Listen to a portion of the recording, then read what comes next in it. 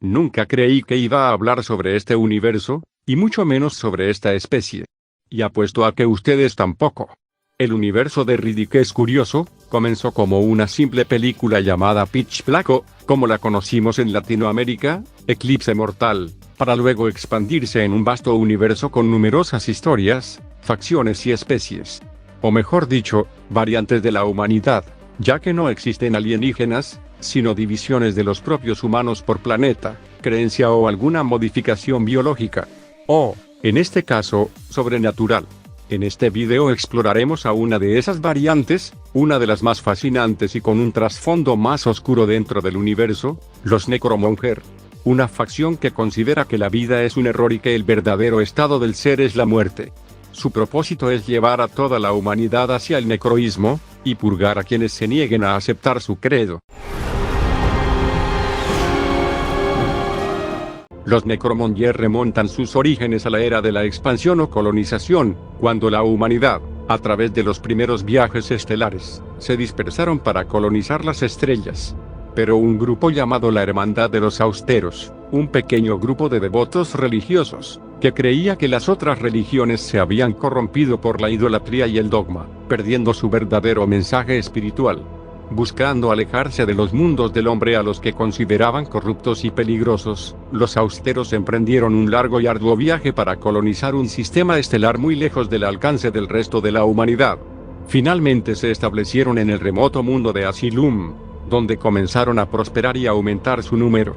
Con el paso del tiempo, surgieron divisiones dentro de la hermandad, especialmente entre los clérigos y los sacerdotes.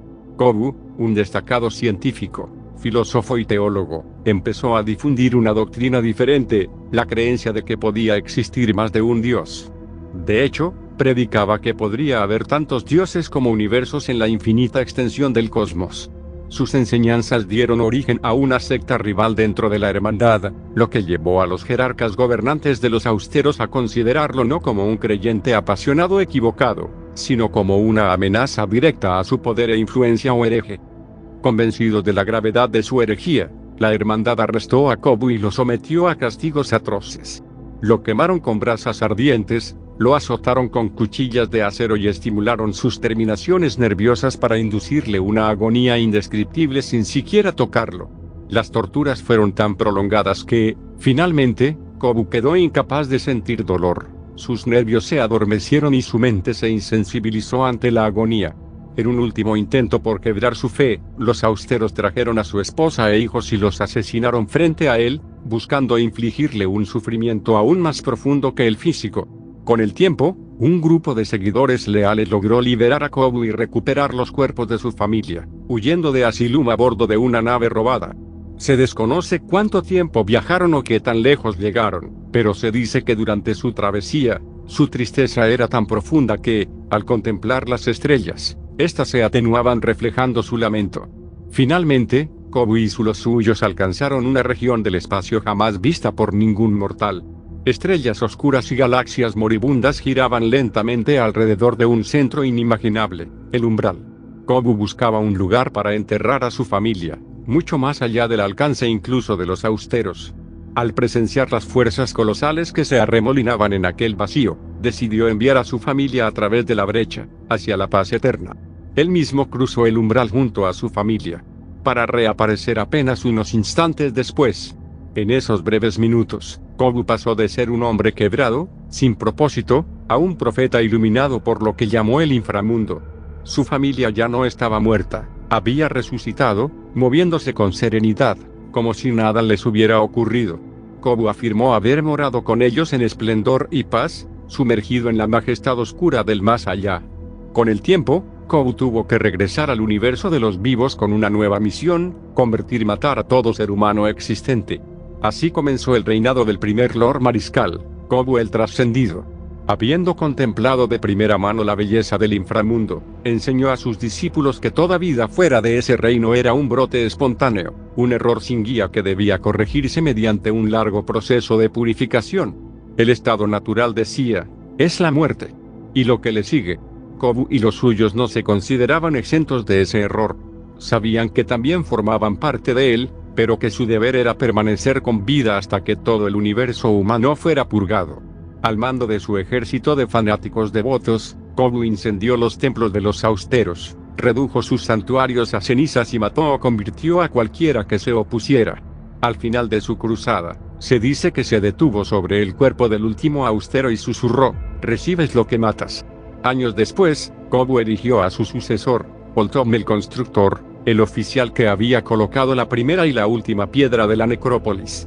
Poco después del anuncio, ambos partieron rumbo al umbral. Fue un viaje largo y peligroso, que duró meses. Algunos comenzaron a dudar de que Kobu hubiera visto realmente el umbral. Pero entonces lo hallaron. Oltom lo describiría así: rodeado por grandes fuerzas de marea del espacio, traicionero de navegar de cerca, pero de una belleza exótica, que insinúa las oscuras maravillas que acechan más allá. Esperaron días hasta que las mareas espaciales cedieron, y cuando el umbral se abrió, Kobu ordenó a todos los necromongers excepto a Oltom, que dieran la espalda al acercarse. Desde entonces, se estableció la tradición: ningún necromonger puede mirar el umbral abierto, salvo el Lord Mariscal. Las naves deben aproximarse de popa, nunca de frente. Solo Kobu y Oltom permanecieron ante la brecha. Lo que hablaron nunca fue registrado. Kobu se internó en el inframundo y nunca más se le volvió a ver. Decidido a no perder jamás el camino hacia aquel lugar sagrado, Oltom erigió señales de navegación ocultas que lo guiarían de regreso al umbral. Juró que nadie volvería a dudar de su existencia. Una vez trazada la ruta, inició la construcción de un portal estable alrededor del umbral, una estructura capaz de resistir los vórtices espaciales y abrir el paso a voluntad. Dejó un oficial de máxima confianza a cargo de custodiar el umbral de los intrusos. Su nombre se perdió en el tiempo, y hoy solo se lo recuerda como el guardián del inframundo. Se dice que medía casi 3 metros de altura, y que junto a su legión de fieles repelía a todo aquel que osara acercarse sin autorización. Cada vez que el umbral se abría para recibir a un Lord Mariscal en peregrinación, el guardián y sus guerreros debían darle la espalda, pues ningún vivo debía contemplar el inframundo. Durante el Segundo Régimen surgió una controversia doctrinal: ¿cómo podría permitirse la procreación en una fe consagrada a la no vida? La solución fue tajante: se prohibió la reproducción, aunque no el acto en sí. Pero esa decisión trajo consigo una consecuencia inevitable: el necroísmo se extinguiría en una generación si no encontraba nuevos conversos. A pesar de las distancias interestelares, la fe seguía expandiéndose.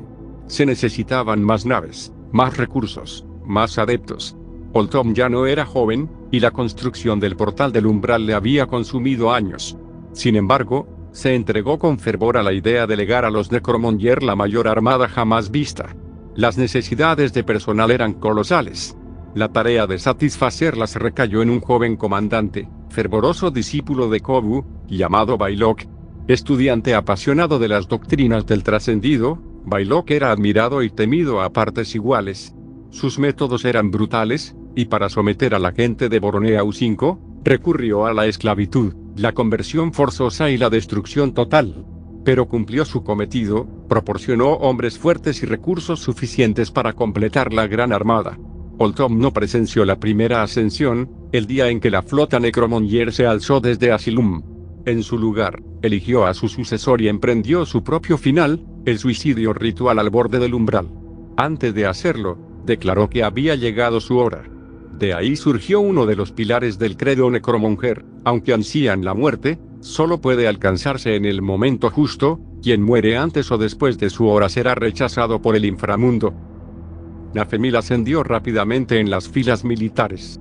Este joven cartógrafo sentó las bases de lo que hoy se conoce como la campaña, el plan destinado a erradicar toda forma de vida humana del universo conocido. Oltom el Constructor acertó al elegirlo como líder de esta nueva era del necroísmo. En lugar de abandonar la necrópolis en Asylum, Nafemil ordenó desenterrar la estructura y sepultarla dentro de una nave colosal conocida como la Basílica. Así, la primera iglesia necromonger viajaría junto a la armada a través del espacio, adentrándose en las estrellas el día de la ascensión.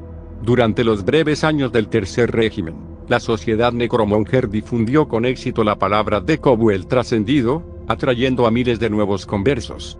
Esta oleada de fieles trajo consigo una profunda reforma en los métodos de conversión. Ya no bastaba con inclinarse ante el Lord Mariscal y jurar lealtad, era necesaria una purificación verdadera. El proceso de insensibilización al dolor, una práctica común en la era moderna del necroísmo, es apenas un eco de la experiencia original de Kovu bajo la tortura de los austeros. Así como el trascendido fue llevado más allá del sufrimiento hasta alcanzar la iluminación, los nuevos conversos eran sometidos a rituales donde un tipo de dolor anulaba a otro, demostrando que el tormento físico podía ser la antesala de la dicha espiritual. Para supervisar estos ritos se creó el cargo de purificador principal, encargado de guiar a los penitentes en su tránsito hacia la no vida. A pesar de estos avances doctrinales, la fe necromonjier comenzó a fracturarse. Las disputas internas entre oficiales y el desgaste de las campañas redujeron su número. Tras los enormes gastos de recursos durante el Segundo Régimen, el fervor de la fe parecía tambalearse. Algunos comenzaron a ver a Nafemil más como un planificador que como un líder, más estratega que guerrero. Oldtom había dicho que Nafemil sería el hombre ideal para la era de ascenso del necroísmo, pero las circunstancias habían cambiado, y nuevas realidades exigían un nuevo tipo de señor. Nafemil murió en una disputa con el comandante Bailok, quien lo asesinó sin ofrecer disculpa ni arrepentimiento. Fue la primera vez que un Lord Mariscal era derrocado por la violencia. El imperio se dividió en debate, ¿tenía Bailok derecho a sucederle? Finalmente, prevalecieron las palabras del trascendido. Bailok justificó su acto citando a Kovu, recibes lo que matas. Con esas palabras, ascendió al trono de la necrópolis, y toda la legión necromonjier se postró ante él. Desde ese día, la sucesión se reconoció por dos vías, el nombramiento o el asesinato. Bailok fue el último Lord Mariscal nacido en el seno del necroísmo, y el primero de los señores modernos. Durante su régimen, la subyugación planetaria se convirtió en norma. El método que también le había funcionado en Borneo V fue aplicado a innumerables mundos con precisión implacable. Bajo su mando, el credo se endureció aún más. Bailok enseñó que no bastaba con convertir, aquellos que rechazaran la fe debían ser aniquilados. Conviértete o muere para siempre, decía, evocando las últimas palabras de Kovu al último de los austeros. El reinado de Bailok habría alcanzado un éxito sin precedentes. De no haber encontrado resistencia en los cartodoxos, una fe rival, monoteísta, militarizada y procreativa. Ambas religiones coincidieron en su expansión sobre el sistema Neibaum, y cuando sus caminos se cruzaron, los mundos de aquel sistema se convirtieron en un campo de batalla sagrado. Algunas crónicas orales mencionan que la raza elemental asesoró a los cartodoxos durante la guerra, aunque muchos lo ponen en duda, apelando a la legendaria neutralidad de esos seres. Los cartodoxos poseían armas desconocidas, muchas de ellas superiores a las de los necromonjiers. Las bajas fueron devastadoras en ambos bandos. Los oficiales se quejaban de las comunicaciones inseguras, pues los enemigos parecían anticipar cada movimiento. Ante el desastre, los comandantes aconsejaron a Bailok retirarse y reagruparse, conquistar otros mundos y regresar con fuerzas renovadas. Pero el brutal se negó. Ellos pueden contar con su Dios. Nosotros contamos con muchos. Todo empieza y termina en este sistema. Así habló Bailok. Durante este conflicto, un oficial técnico llamado Krill supervisaba una orden emergente dentro del movimiento necromonjier, la Orden de los Cuasi Muertos. Estos ascetas se privaban de todo alimento, ralentizando sus funciones corporales hasta vivir en el límite entre la vida y la muerte. Frágiles pero poderosos, canalizaban toda su energía hacia la mente. Krill ofreció a Bailok usar a los cuasi muertos como conductos telepáticos, capaces de conectar a las naves sin señales interceptables. El experimento fue un éxito inmediato. Por fin, la armada necromonjier contaba con una red incorruptible de comunicación espiritual. Cada nave de mando tenía uno a bordo, y esa práctica perdura hasta hoy. Gracias a ellos, la guerra comenzó a inclinarse de nuevo a favor del necroísmo. Pero entonces ocurrió lo impensado. Bailok murió en un accidente de aterrizaje en Neibaum Prime. Las preguntas superaron a las respuestas.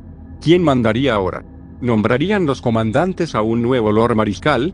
¿O se despedazarían entre sí mientras los cartodoxos aún respiraban? El cuerpo de Bailok fue llevado al umbral. El guardián, fiel a su juramento, lo transportó en un arca abierta hacia el inframundo. Y mientras el cadáver se desvanecía en la oscuridad, el guardián declaró más tarde ante el concilio: lo vi moverse. Y oí su voz. Con sus últimas palabras, Bailok nombró a su sucesor, Krill. Los cartodoxos fueron derrotados. Sus falsos íconos fueron quemados y sus filas purificadas y asimiladas. Aunque se había predicho que los ortodoxos, por su piedad, jamás se convertirían al necroísmo, la mayoría lo hizo con sorprendente facilidad. Algunos llegarían a ser respetados guerreros necromongers, y muchos otros documentos narran sus historias. Quizás como muestra de gratitud, Krill desobedeció la prohibición necromonger de erigir íconos personales y levantó una imponente estatua de Bailok el Brutal. La dejó sobre los restos craterizados de Neibaum Prime, como recordatorio de las batallas que Bailok libró allí. Este fue el primero de los grandes íconos de conquista planetaria que, en el siguiente régimen, cobrarían mayor importancia. Además, Krill ordenó que se erigieran estatuas en el antiguo interior de Necrópolis, incluyendo imágenes de todos los señores mariscales, pasados y presentes. Siempre atento a los desafíos internos de la fe, Krill perfeccionó a sus cuasi muertos, creando la Orden de los Cuasi Muertos Mayores. Este grupo estaba compuesto por 5 individuos altamente evolucionados encaminados a la muerte, capaces de sondear la mente de cualquier persona. Su poder era tal que, en conjunto, podían provocar una hemorragia cerebral en un sujeto que se resistiera. Hoy en día, los cuasi muertos mayores sirven a la voluntad del mariscal reinante, mientras que los cuasi muertos menores satisfacen las necesidades de comunicación tanto militares como privadas en el espacio profundo. El formidable armamento ortodoxo se instaló en las filas y naves de los necromongers, fortaleciéndolos como nunca antes. El necroísmo, un movimiento que ya había absorbido a otras 2 religiones, estaba a punto de expandirse a nuevos mundos con una rapidez sin precedentes. El tiempo de Krill terminó inesperadamente. Sin previo aviso, se suicidó ritualmente. Afortunadamente, un oficial de confianza, Silao, encontró un documento pirotécnico cerca de su cadáver, y este documento de sucesión evitó las encarnizadas luchas internas que habían marcado la transición entre el cuarto y el quinto régimen. El documento de sucesión nombraba a Silao como el próximo Lord Mariscal, aunque algunos cuestionaron su validez. Los rumores llevaron a un tribunal, y pronto se desató un debate público. Algunos sugerían que Silao era cómplice de la muerte de Krill. Silao fue exonerado de inmediato, y los perpetradores de esta persecución maliciosa fueron perseguidos y ejecutados antes de tiempo. En un intento por proteger su reputación para la posteridad, Silao hizo guardar el documento de sucesión que lo nombraba Lord Mariscal en las bóvedas más seguras de los necromongers, bajo la más estricta vigilancia. Allí permanecerá, protegido para siempre. Creó numerosos íconos de conquista, que servían no solo como memoriales de las batallas libradas, sino también como símbolos para iniciar nuevas campañas. Las ofensivas que dirigió a través de los planetas del sistema Saco y los sistemas aquilanos a menudo solo dejaban los íconos de conquista como testigos de las guerras que allí se desataron. Durante su reinado, inició una devastadora campaña contra los aquilanos y ordenó la destrucción de Aquila Mayor mediante un bombardeo masivo conocido como el Protocolo Final.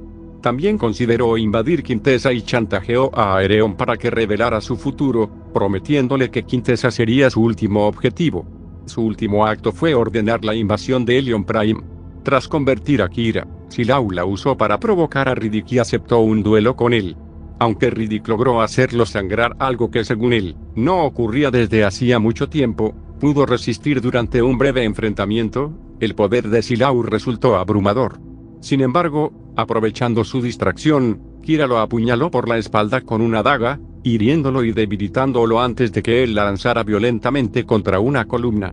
Baco, instigado por su ambiciosa esposa, intentó asesinarlo aprovechando su debilidad para usurpar su puesto, pero Silao, gracias a su velocidad, escapó por poco, interponiéndose en el camino de Riddick. Antes de que Silao pudiera reaccionar, Riddick lo apuñaló en la cabeza con el cuchillo, acabando así con su vida y convirtiéndose en el nuevo Lord Mariscal por derecho de muerte. Riddick lideró a los Necromongers durante 5 años, pero se negó a ir al inframundo y no conquistó ningún mundo nuevo. Finalmente, accedió a ceder el título de Lord Mariscal a Baco a cambio de una forma de regresar a su planeta natal, Furia. Sin embargo, Riddick fue traicionado por Kron y abandonado a su suerte en la No Furia. Tras ser nombrado Lord Mariscal, Baco dirigió la armada hacia el umbral y cruzó el inframundo, decidido a descubrir el destino final de la fe y reclamar el poder que Kobu había prometido. Los Necromongers creen que cada universo posee su propio dios, y que la vida misma es contraria al orden natural del cosmos que habitan. Por ello, consideran que toda forma de vida debe ser erradicada de cada estrella para que todos puedan renacer en el bendito infraverso.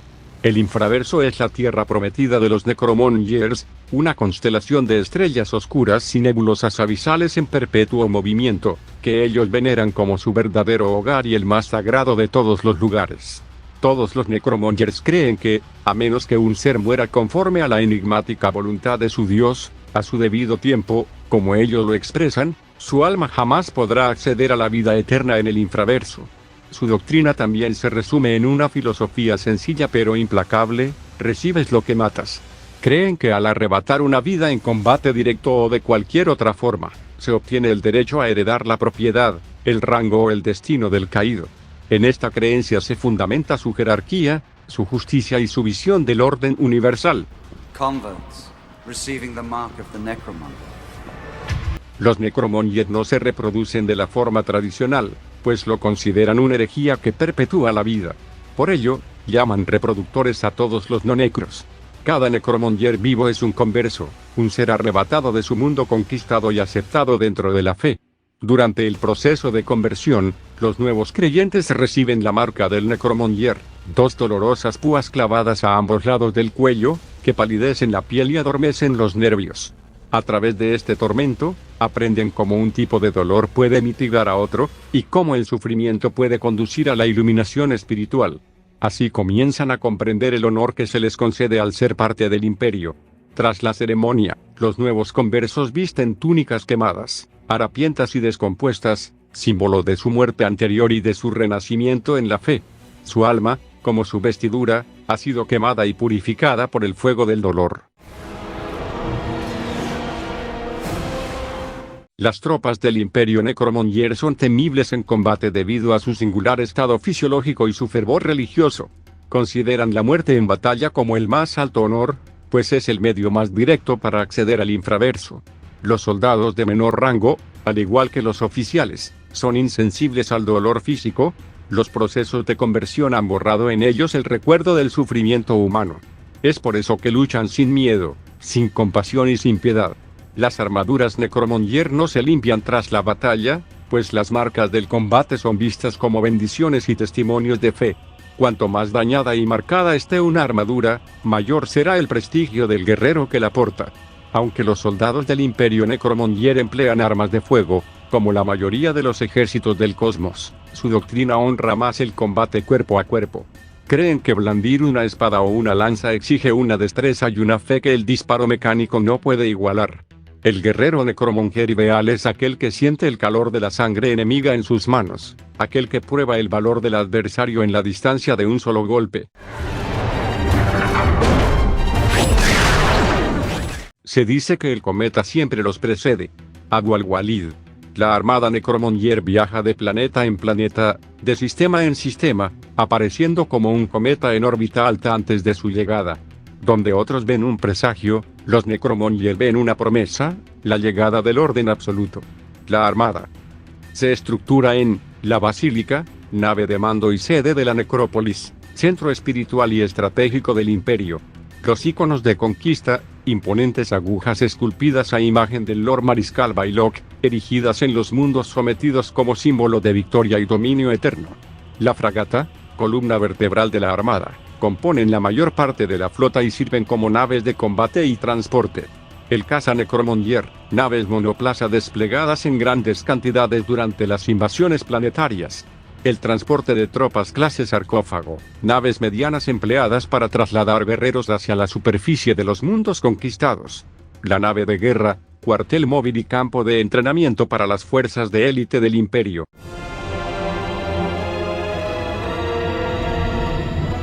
Si aún no han visto las películas, véanlas, son muy buenas, entretenidas, y Vin Diesel parece que le gusta mucho el personaje. Esperemos que saquen la cuarta entrega pronto.